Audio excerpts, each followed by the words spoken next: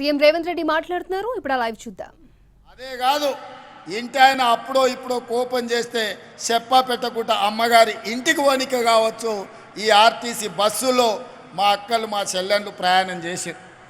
ఇవాళ మా ఆడబిడ్డలు మా అక్కలు మా చెల్లెళ్ళు ఆర్టీసీ బస్సుల్లో ప్రయాణం చేస్తుంటే కేసీఆర్ అల్లుడు హరీష్ రావు ఆయన కొడుకు కేటీఆర్ కవిత కలిసి ఆటో డ్రైవర్లతో ధర్నా చేపిస్తున్నారు కిరాయిలు ఇచ్చి. ఏమన్నాయంటే ఆడబిడ్డలకు ఆర్టీసీ బస్సులు బంద్ చేయండి అని. నేను అడగదలుచుకున్న మా ఆడబిడ్డల్ని, మీకు ఇచ్చే ఆర్టీసీ ఉచిత ప్రయాణం కేసీఆర్ బంద్ చేయాలంటుండు, టీఆర్ఎస్ వాళ్ళు ధర్నా చేస్తుండ్రు, నన్ను ఏం చేయమంటారని చెప్పి నేను మిమ్మల్ని అడగదలుచుకున్నా. నేనైతే ఎవడొచ్చినా సరే ఆడబిడ్డలకు అడ్డం పడితే ఆర్టీసీ బస్సు మీద ఎక్కించైనా సరే ఆడబిడ్డలకు ఉచిత బస్సు రవాణా సౌకర్యాన్ని మీ అందుబాటులోకి తీసుకొచ్చే బాధ్యత నేను తీసుకుంటా అని చెప్పి నేను చెప్పదలుచుకున్నా. ఇదే కాదు, రూపాయి రూపాయి కూడబెట్టి ఇంటి పని పాసి పని చేసి తట్ట పని పార పని మట్టి పని ముంబై దుబాయ్ వలసపోయిన ఆడబిడ్డలు రూపాయి రూపాయి కూడబెడితే ఇంటానికి ఏదన్నా జబ్బొచ్చినా పిల్లలకు బాలేకపోయినా బిడ్డ ఇంటికి ప్రసవానికి వచ్చిన లక్షల రూపాయలు దవాఖానా ఖర్చు అవుతున్నాయి. ఆనాడు పేదవాళ్ళ ఆరోగ్యం కోసం కార్పొరేట్ వైద్యాన్ని అందించాలని డాక్టర్ వైఎస్ రాజశేఖర రెడ్డి గారు ముఖ్యమంత్రిగా ఉన్నప్పుడు రాజీవ్ ఆరోగ్యశ్రీ ద్వారా ఆనాడు 2 లక్షల రూపాయల ఉచిత వైద్యాన్ని ఆడబిడ్డలకు ఆ రోజు అందించాడు. కానీ ఘనత వహించిన చంద్రశేఖరరావు వచ్చి రాజీవ్ ఆరోగ్యశ్రీని మొత్తం ఎక్కడ కాకుండా చేసింది.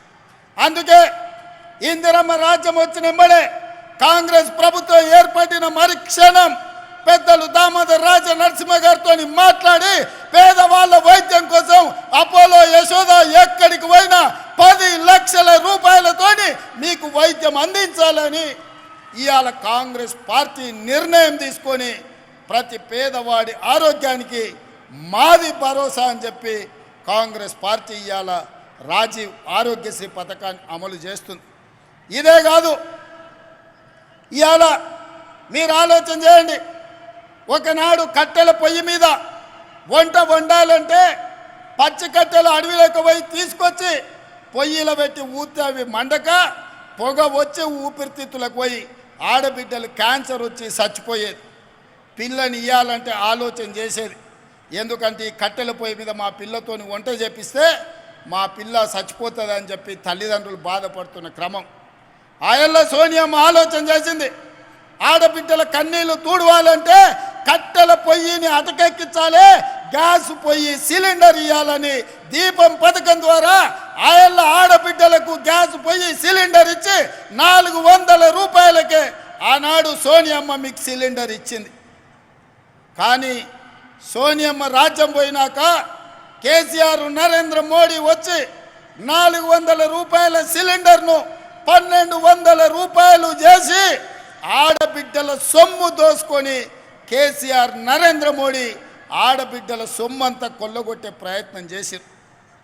మళ్ళా గ్యాస్ పొయ్యి సిలిండర్ అటకెక్కి కట్టెల పొయ్యి మీద వండుకునే పరిస్థితి వచ్చింది.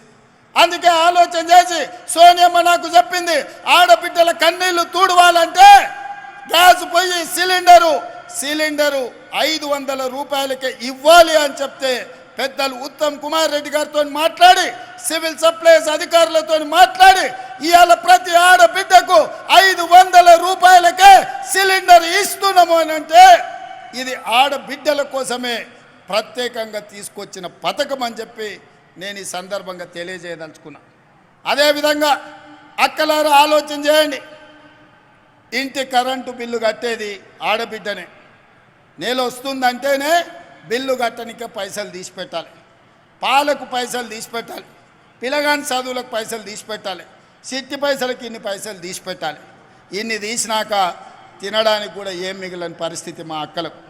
అందుకే మేము పాదయాత్ర చేసినప్పుడు బట్టి గారు ఆదిలాబాద్ నుంచి ఖమ్మం నడిచినప్పుడు నేను వివిధ నియోజకవర్గాలలో పాదయాత్ర చేస్తున్నప్పుడు పేదవాళ్ళు వచ్చి అడిగినారు, అన్న భూమి ఉన్నోళ్ళకు ఉచిత కరెంట్ ఇస్తున్నావు, భూమి లేని పేదోళ్లకు మాకేమిస్తామని. మా ఇంటి కరెంటు బిల్లు కట్టలేకపోతున్నామన్నారు.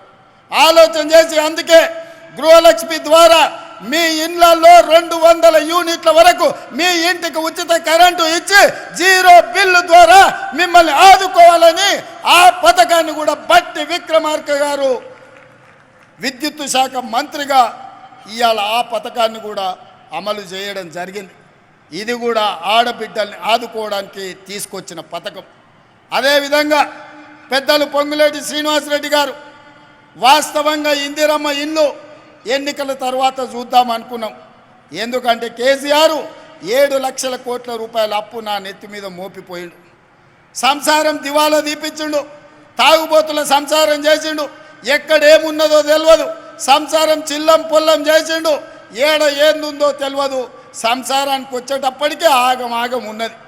ఇప్పట్లో ఏమి చేయలేననుకున్నా, కానీ అన్ని చక్కదిద్ది చిక్కుముళ్ళిప్పి ఒకటి తర్వాత ఒకటి పరిష్కరించుకుంటూ మీకు ఆర్టీసీ బస్సు ఉచితంగా ప్రయాణం, రాజీవ్ ఆరోగ్యశ్రీ 500 రూపాయలకే సిలిండర్, 200 యూనిట్ల ఉచిత విద్యుత్ ఇవ్వడమే కాకుండా మిత్రుడు పొంగులేటి శ్రీనివాసరెడ్డి గారు పట్టుబట్టి ఎన్నికల కంటే ముందే పేదవాళ్లకు ఇందిరమ్మ ఇల్లు ఇవ్వాలి, నేనే కార్యక్రమాన్ని పెడతా అని చెప్పి భద్రాచలంలో రామచంద్రుడు ఆశీర్వాదంతో మన మన్ననే ఇవాళ ఇందిరమ్మ ఇల్లు ప్రతి పేదవాడికి ఇందిరమ్మ ఇల్లు ఇవ్వడం ద్వారా 5 లక్షల రూపాయలు ఇచ్చి మీరు ఇల్లు కట్టుకునేటట్టు, మీరు ఆత్మగౌరవంతో బ్రతికేటట్టు, మీ కుటుంబ గౌరవాన్ని మీరు నిలబెట్టుకునేటట్టు ఇవాళ 4.5 లక్షల ఇల్లు 22,500 కోట్లతోటి ఇవాళ ఒక గొప్ప కార్యక్రమాన్ని తీసుకొని పేదవాళ్లకు ఇండ్లు ఇవ్వాలన్న పథకం తీసుకున్నాం. ఆయనలో ఏం చెప్పిండు కేసీఆర్, డబ్బా ఇల్లు వద్దు, డబల్ బెడ్రూమ్ ఇల్లు ముద్దు అన్నాడు. ప్రతి పేదవాడికి కొడుకు కోడలుంటే ఆడుంటారు, పండుగ పూట అల్లుడు బిడ్డ వస్తే ఏడవంటారు, కోడి పిల్లను మేక పిల్లను ఉంటే ఏడ కట్టేస్తారు, మీకు అందరికీ డబల్ బెడ్రూమ్ ఇల్లు ఇస్తాను కేసీఆర్ 10 ఏళ్ళు ఆశ చూపించాడు. నేను అడుగుతున్న మా ఆడబిడ్డల్ని, మీకెవరికైనా డబల్ బెడ్రూమ్ ఇల్లు వచ్చిందా? ఎవరికైనా మీకు డబల్ బెడ్రూమ్ ఇల్లు వచ్చిందా? ఈడున్న మా ఆడబిడ్డలకు వచ్చిందా? అబద్ధాలు చెప్పి 10 ఏళ్ళు ఆడబిడ్డల్ని మోసం చేసి మళ్ళీ మోసం చేద్దామనుకుంటే డబల్ బెడ్రూమ్ ఇల్లు ఇయ్యవా బిడ్డ, నీ లగ్గం చేస్తామని చెప్పి బండకేసి కొట్టిరు కేసీఆర్. అందుకే ఇవాళ పేదవాళ్లకు ఇందిరమ్మ ఇల్లు 5 లక్షల రూపాయలు ఇవ్వడం ద్వారా మీరు కట్టుకోనికే ఇవాళ ఇందిరమ్మ ఇల్లు ఇచ్చినాం. ఇది పేదవాళ్ళ కోసం చేసిన పని కాదా? అదేవిధంగా ఇవాళ మా పెద్దలు బట్టి విక్రమార్క గారు ఆనాడు మహాలక్ష్మి గ్రూపులను లక్షాధికారులను చేస్తాం ఆడబిడ్డలను అన్నారు. వైఎస్ రాజశేఖర రెడ్డి గారు ఉన్నప్పుడు ఇవాళ మా మిత్రుల సహకారంతో ఇంతకుముందే పెద్దలు చిన్నారెడ్డి గారు చెప్పారు 63 లక్షల సంఘం సభ్యులు ఉన్నారు.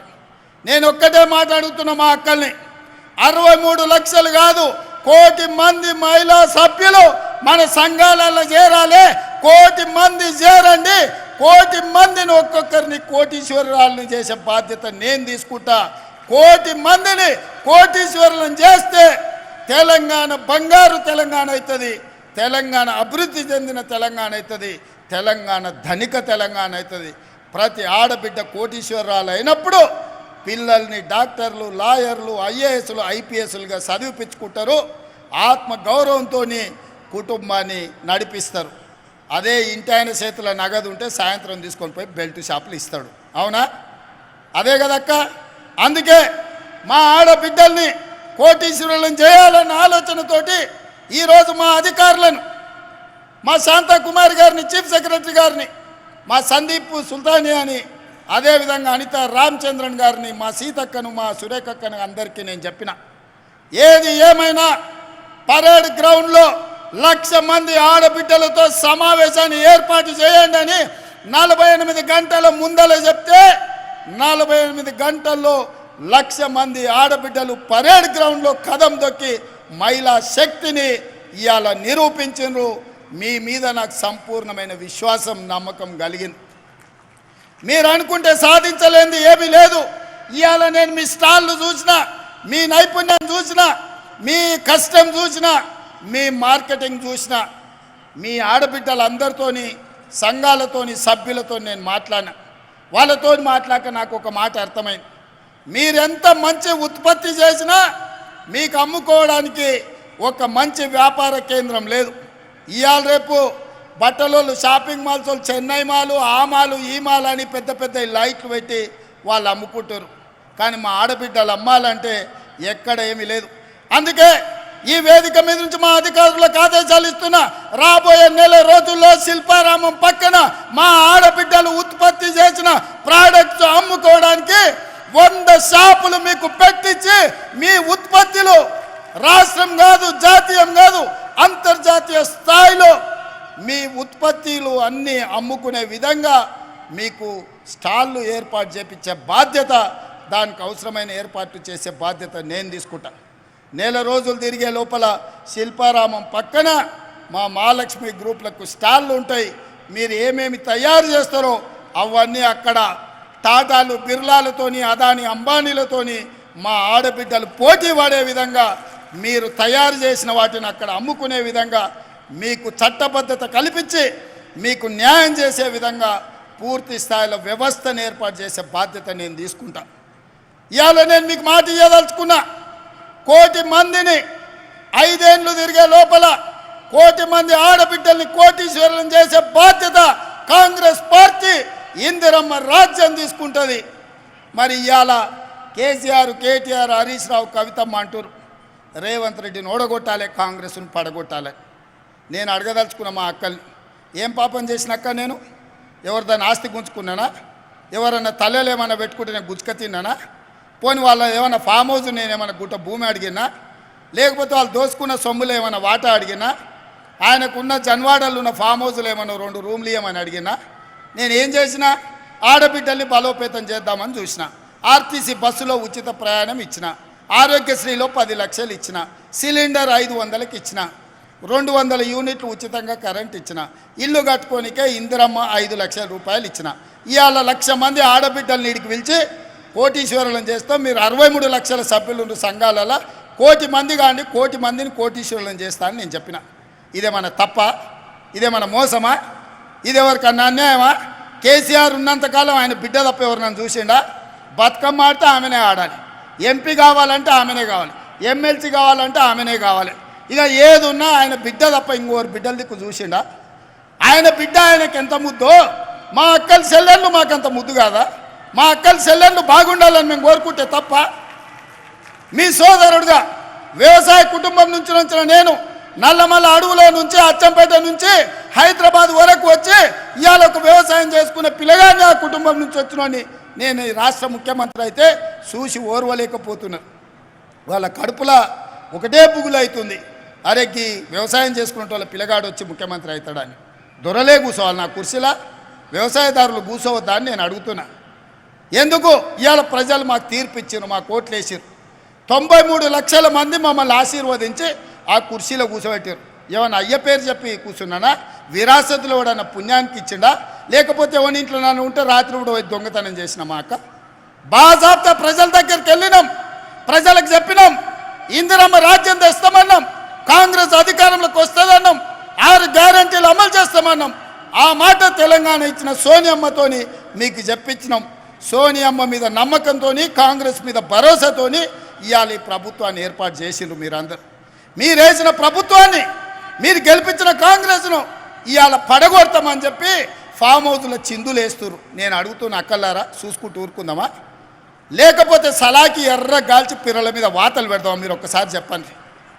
నేనైతే ఒక మాట చెప్పదలుచుకున్నా, ఎవడైతే ఈ ప్రభుత్వాన్ని పడగొడతానో, ఈ ప్రభుత్వానికి ఏదన్నా నష్టం చేకూరుస్తా అంటే ఊర్లలోకి వస్తే పొరకాటలు తిరిగేసి కొట్టూరు రక్క. ఎవడొచ్చినా సరే ఇంటి ముందరికి వస్తే, ఓటు అడగనికి వస్తే చేయి జాపమని రొట్టెలు చేసేటప్పుడు వస్తే సలాకి ఎర్ర గాల్చి చేతుల మీద వాతలు పెట్టురు. అప్పుడు కానీ సన్నాసులకు బుద్ధి రాదు. మీరు గెలిపించిన ప్రభుత్వం మీ అభిమానంతో అధికారంలో ఉన్న కాంగ్రెస్ పార్టీని ఇవాళ పడగొట్టాలని కేసీఆర్, నరేంద్ర మోడీ ఇవాళ కుట్ర చేస్తారు. నరేంద్ర మోడీ 10 ఏళ్ళ నుంచి మనం చూడలేదా? నరేంద్ర మోడీ కదా ప్రధానమంత్రి. మనం పండించిన ఒడ్లు కొన్నాడా? కందులు కొన్నాడా? పసుపు కొన్నాడా? సోయాబీన్ కొన్నాడా? పత్తి కొన్నాడా? మిర్చి కొన్నాడా? మొక్కజొన్నలు కొన్నాడా? ఏం కొన్నాడు మనం పండించిన పంట నరేంద్ర మోడీ? ఏం కొనకపోను రైతు వ్యతిరేక నల్ల చట్టాలు తెలిసి అదాని అంబానీలకు, అమెజాన్లకు దేశాన్ని 70 కోట్ల రైతులను తాకట్టు పెడుతుంటే లక్షలాది మంది రైతులు ఢిల్లీలో ధర్నా చేస్తే తుపాకీ తూటాలతో కాల్చి చంపినాడు నరేంద్ర మోడీ. ఇవాళ మన ప్రభుత్వాన్ని వడగొడతా అంటుండు, మన రైతులను ఆదుకున్నాడా? ఒక్కసారి ఆలోచన చేయండి.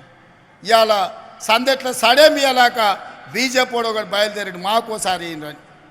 ఏందా మీకోసారి ఇయ్యనికే? 10 ఏళ్ళు మీ నరేంద్ర మోడీ ప్రధానమంత్రి కాదా? 10 ఏళ్ళు ఏం పొడిచిండ్రు మీరు? రైతు ఆదాయం రెండింతలు చేస్తా అన్నారు, ఉన్న దివాలా తీపించిన ఇవాళ రైతులు చచ్చిపోతున్నారు. పేద ప్రతి వాడికి 2022 వరకు అందరికి ఇండ్లు ఇస్తున్నారు. ఇవాళ ఇండ్లు లేక గుడిసెలలో బతుకుతున్నారు. ఇవాళ ప్రతి పేదవాడి ఖాతాల స్విస్ బ్యాంకులో ఉన్న లక్షల కోట్ల రూపాయలు తెచ్చి 15 లక్షల రూపాయలు ప్రతి పేదవాడి ఖాతా వేస్తా అన్నాడు. Silly governor వేసిండా? ఏ మాట చెప్పి ఏ మాట నిలబెట్టుకున్న నరేంద్ర మోడీ? సంవత్సరానికి 2 కోట్ల ఉద్యోగాలు ఇస్తా అన్నాడు. 10 ఏళ్ళు అయింది, 20 కోట్ల ఉద్యోగాలు ఇవ్వాలి. ఒకవేళ 20 కోట్ల ఉద్యోగాలు నరేంద్ర మోడీ ఇస్తే నా తెలంగాణకు 70 లక్షల ఉద్యోగాలు వస్తాయి. 30 లక్షల మంది నిరుద్యోగ యువకులు నమోదు చేయించుకొని రోడ్ల మీద తిరుగుతున్నారు. ఒక్కనికన్నా ఉద్యోగం ఇచ్చిండా నరేంద్ర మోడీ? ఇవాళ అమిత్ షా వచ్చిండంట. ఏం చేస్తావా తెలంగాణను? దోపిడీ చేస్తావా? తెలంగాణలో నీకు ఓట్లు వేయాలన్నా ఏంటి చేయాలి? పార్లమెంట్లో మీ నరేంద్ర మోడీ తలుపులు మూసి తెలంగాణ ఇచ్చింది సోనియమ్మ అన్నాడు. అవును, బరాబర్ తెలంగాణ రాష్ట్రాన్ని ఇవ్వాలని సోనియమ్మ కంకణం కట్టుకొని పార్లమెంట్లో తలుపులు మూసి లైవ్లు బంద్ చేసి తెలంగాణ రాష్ట్రం ఇచ్చింది సోనియమ్మ. తెలంగాణ రాష్ట్ర ఏర్పాటుని అవయలేసిన నరేంద్ర మోడీ తెలంగాణలో ఓట్లు ఎట్లా అడుగుతావని నేను అడుగుతున్నా. తెలంగాణ ప్రజల్ని అవమానించిన తెలంగాణ ప్రజలు ఓట్లేస్తారా? ఇవాళ వీళ్ళిద్దరు కలిసి చీకట్లో ఒప్పందం చేసుకొని వాడు 9 వీడో 4 ఎంపీ అభ్యర్థులను ప్రకటించారు. వాడు ప్రకటించిన దగ్గర వీడు ప్రకటించాడు, వీడు ప్రకటించిన దగ్గర వాడు ప్రకటించాడు. ఎందుకంటే ఎవరికి వాడు విడివిడిగా ప్రచారం చేసుకోవాలి, కాంగ్రెస్ పార్టీని దెబ్బతీయాలి. ఎంతసేపు చీకటి ఒప్పందాలే కేసీఆర్. పొద్దుటి పూట బయటకు వచ్చేది లేదు, ప్రజల్ని కలిసేది లేదు. ఇంకా కూడా సిగ్గు రాలే, మారలే, ఇంకా అట్లనే దొంగ బుద్ధే, వంకర బుద్ధే. ఎంతసేపు ఉన్న చీకటే వారాలే. అందుకే అక్కలారా, ఇవాళ 1,00,000 మందిని చూసిన నాకు నమ్మకం వచ్చింది. రాబోయే కొద్ది రోజుల్లో 10 లక్షల మందితోని మా ఆడబిడ్డలతో కవాతు చేపించి ఈ తెలంగాణ రాష్ట్రంలో ఉన్న 1 కోటి మంది ఆడబిడ్డలు కాంగ్రెస్ పార్టీతో ఉన్నారు. ఈ కాంగ్రెస్ పార్టీని, ప్రభుత్వాన్ని కంచేసి కాపాడతారు. కరెంటు వైర్లలాగా అడ్డంగా నిలబడతారు. ఇవాళ కాంగ్రెస్ వైపు ఎవడైనా కన్నెత్తి చూస్తే గుడ్లు వీకి గోటీలు ఆడుకుంటారు మా అక్కలు, మా చెల్లెళ్ళని నేను చెప్పదలుచుకున్నా. రాబోయే రోజుల్లో ఇవాళ 1,00,000 మంది పరేడ్ గ్రౌండ్లో కవాతు తొక్కిండ్రు. రాబోయే రోజుల్లో 10 లక్షల ఆడబిడ్డలతోని మా సైన్యం మీరే, మా బలగం మీరే, మా బంధువులు మీరే. రేపు ఏ కష్టం వచ్చినా మాకు అండగా నిలబడేది మీరే. మిమ్మల్ని కోటీశ్వరులను చేసే బాధ్యత మాది, నాది, మా బట్టన్నది, మా ఉత్తమన్నది, మా సురేఖక్కది, మా సీతక్కది. వేదిక మీద ఉన్న గడ్డం ప్రసాద్ గారు స్పీకర్ గారిది. ఎందుకంటే ఆయన్నే అనుమతి ఇవ్వాలి ఎవరికి ఏది ఇచ్చినా.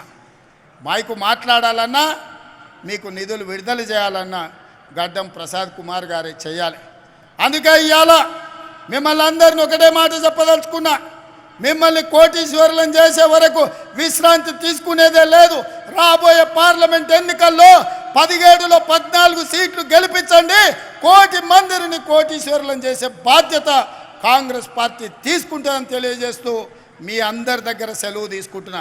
మీరందరు సిద్ధమేనా? సిద్ధమేనా? మా అక్కలందరూ చేయి పైకెత్తి చెప్పాలి. సిద్ధమేనా? సిద్ధమన్న వాళ్ళందరూ చేయి పైకెత్తండి.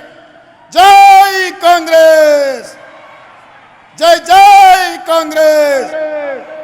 హస్తం గుర్తుకే. అక్క ఫామ్ హౌస్లో వండుకున్న కేసీఆర్, ఢిల్లీలో ఉన్న మోడీ గుండెలు ఎదరాలి. సరేనా? గట్టిగా మహిళా శక్తి అంటే ఏందో వాళ్ళకి తెలవాలి. జై కాంగ్రెస్.